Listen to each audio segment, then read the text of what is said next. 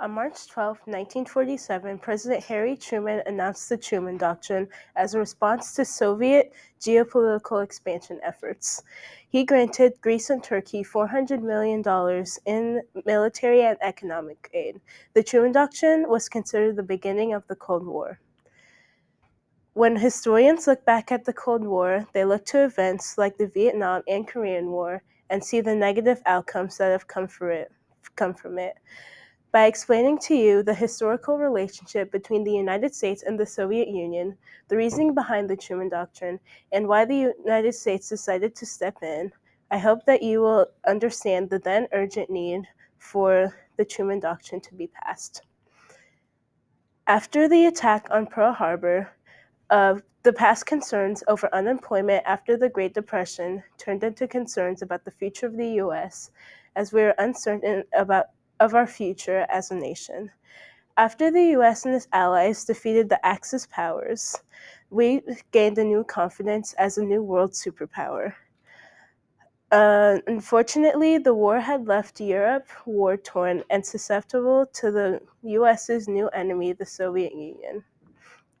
Eastern European countries like East Germany, Romania, Albania, and Bulgaria were susceptible to the Soviet Union's geopolitical influence. Britain was also recovering from the war, and because of that, they're in economic crisis. They were simultaneously trying to support Greece in their war against infiltrating communists. In Joseph C. Waterwitz, The Truman Doctrine, Turkey, in the Annals of American Academy of Political Science and Social Science, he stated that then Director of Office of European Affairs, John D. Hickerson, directed the then Undersecretary of State, Dean Acheson, that if the U.S. didn't intervene after Britain was forced to withdraw after Greece fell to communism, then Greece would end up as a new communist nation, and because they were supported by the Bulgarian and Yugoslavian government. The world would then lose the Eastern Hemisphere and the Far East to communism. Turkey was the only country that had a big enough military to fight off communism, but if the whole Middle East was compromised, then Turkey would find itself in an unwinnable situation. Acheson told President Truman about the current situation, and he both understood and agreed with Henderson. On March 12, 1947, President Truman addressed a joint Congress and asked for $400 million in military and economic aid to Greece and Turkey. He proposed a policy of containment, which meant that the United States would not directly fight the Soviet Union, but help countries that were trying to fight communist infiltration in their country. Truman took most of his foreign policy editions from the Long Telegram by George F. Kennan. Kennan was the then chargé d'affaires in Moscow, and he wrote the Long Telegram to the State Department as his report on the relationship between the U.S. and the Soviet Union. Kennan said in his document that the U.S. and Soviet Union had no foreseen permanent peaceful coexistence with the Soviet Union, and they only saw their nation as secure with a patient but deadly struggle for total destruction of rival power. The Soviet Union was impervious to logic but highly sensitive to logic of force. Kennan had advised the end of peaceful negotiations since the end of World War II.